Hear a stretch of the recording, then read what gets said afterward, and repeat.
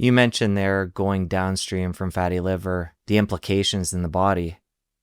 Take that story further and talk about those.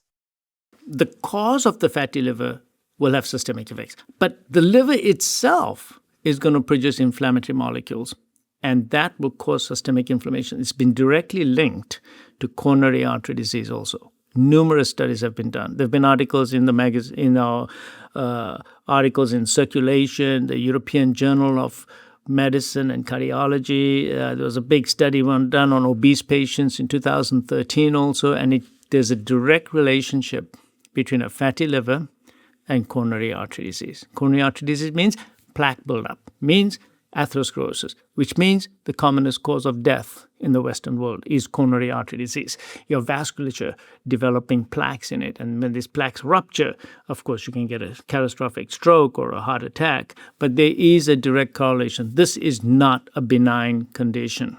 A fatty liver is not benign. That's the message that people need to know. This is not a benign condition. Then the second thing is that a fatty liver makes insulin resistance worse. So it's a double-edged sword. So you can have insulin resistance that causes a fatty liver, then fatty liver also causes more insulin resistance. So if you leave that fatty liver there, even if you're not a pre-diabetic today, or a pre-diabetic, let's say, you will become a diabetic. Just leave it the way it is, you will become a diabetic. So yes, the fatty liver will cause coronary disease, it will cause fatty liver, causing diabetes in the future. Then there are other things. It has been linked to obesity. So we know that it's related to obesity, and obesity carries an increased risk. If your body mass index is over 35, you already reduced your lifespan. So it's related to obesity. It's related to, of course, the obesity-related diseases such as hypertension, joint disease, obstructive sleep apnea. So there are further downstream effects that are clearly been related. Then there's also a link to certain cancers, where patients who have a fatty liver, they found a higher incidence of certain cancers in these patients. So why? Because many times a fatty liver is due to high insulin, and insulin is a growth factor.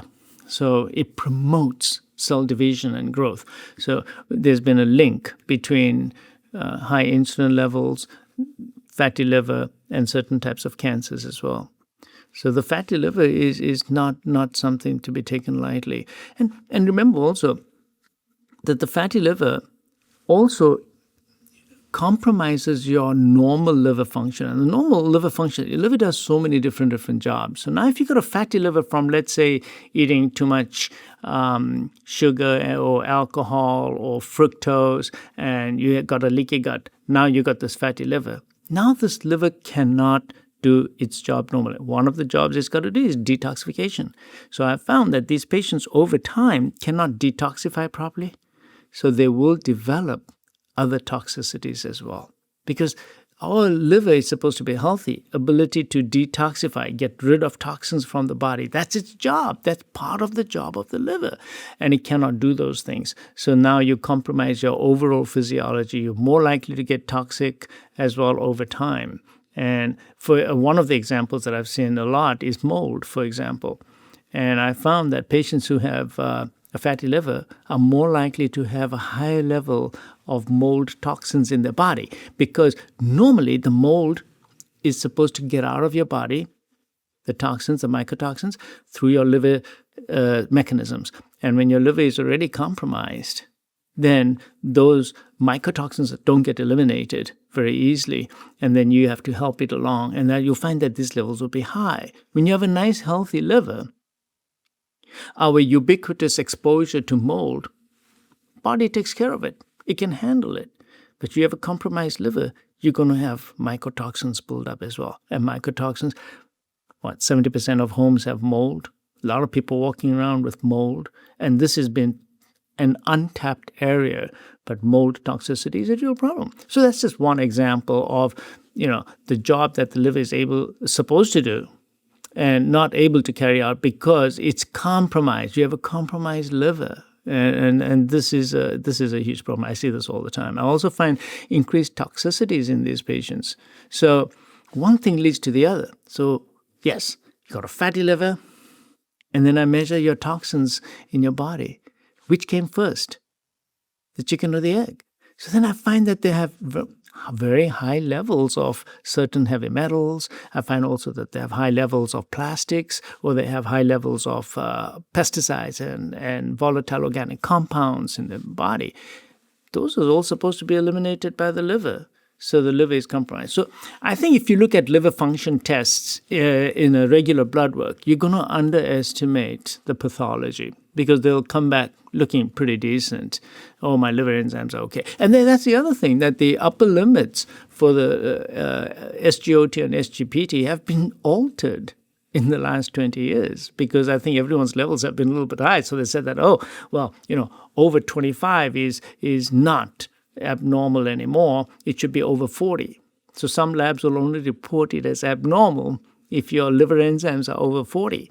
But in my book, it's still around 30. If your liver enzymes, SGOT, SGPT, are over 30, then you need to pay attention, because there may be a problem. Further testing is needed. And it's a simple way to know whether you have a fatty liver.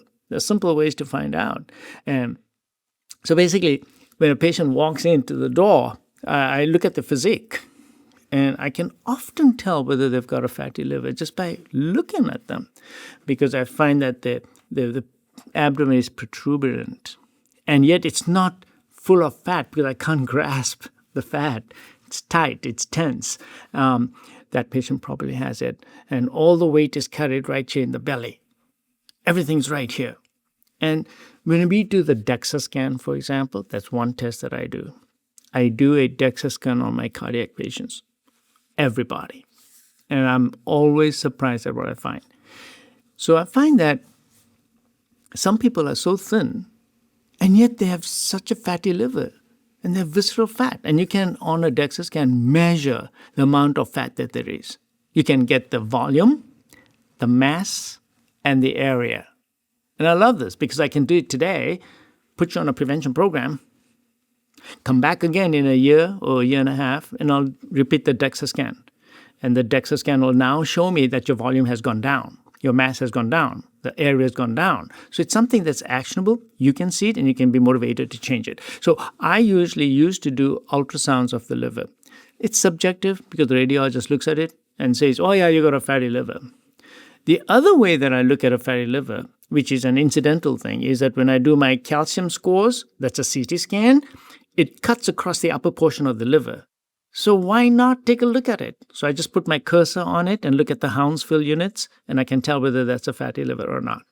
Because CT is very accurate for fatty liver, so is MRI. But those are expensive, dedicated tests. So I don't do those. I just look at the coronary calcium score, and if I can get that liver on it, I can tell you whether you've got a fatty liver at the same time. If you have it, now I want to quantitate it. To quantitate it, I'll get my DEXA scan. And the DEXA scan is a wonderful, wonderful way to find out how much visceral fat you got. So I'm always surprised. Some patients, the total body fat may be 30%. And then the visceral fat is way off the chart, more than 1 kilogram of visceral fat, or surface area greater than 160 square centimeters. I'm like, oh my goodness, this is so much. And you look at the image, and you can actually see it. And yet the total body fat may not be that high. But then I can turn around to that patient and say that, listen, your total body fat is not that high, but you have a lot of visceral fat. And that means something's driving at you. So let's look at the causes. What are you eating? How often are you eating? What's your insulin level? Got to know the insulin level. Got to know the insulin level. I've been talking about insulin for years, so I'm not going to go into too much detail, but you got to know your insulin, because that's going to drive everything into you. What's your bowels like? Do you have intestinal leak? Do you have symptoms suggestive of SIBO? Do you have possible toxicity? What are you eating? What are you drinking? What are you doing? I'm going to look at your entire lifestyle, and I'm going to look for other symptoms that you might have that will drive me into the source of why you have this fatty liver. So if you do a DEXA scan on somebody, you find out they have a non-ideal amount of visceral fat, too much. What is the goal when you're working with somebody through diet and lifestyle? What are you trying to get that to eventually when they're metabolically healthy again? You have to eliminate all that fat. So there's two parameters. You're going to look at blood reports. So I'll follow you with the blood reports. Okay. So we look at inflammatory markers on your blood report. So I usually do a couple of tests which look at all your inflammatory markers, right? So these are called advanced lipid panels. So I'll follow those. But as far as the liver itself is concerned, my goal is you've got to eliminate it. It's not normal to have visceral fat. You've got to get rid of it. And this is not something that's going to be ignored. So we'll keep repeating the DEXA scan every year until your visceral fat mass is going to be in the normal range, which is going to be less than 1 kilogram.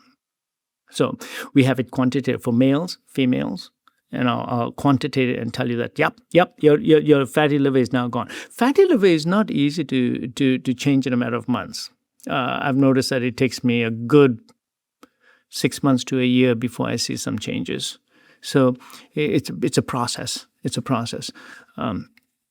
It's not easily eliminated. Okay, earlier when we talked about liver fat, I believe you said it takes a while to clear that. But you also mentioned that when somebody's fasting, that is going to target the visceral fat. So somebody taking on what we're talking about today, they're trying to get rid of that visceral fat as quickly as possible. What's a realistic timeline? 6 months. 6 months will do it. Yep. Definitely. We're going to start with changing the diet and then doing the intermittent fasting and then prolonged fasting. You have to get into prolonged fasting.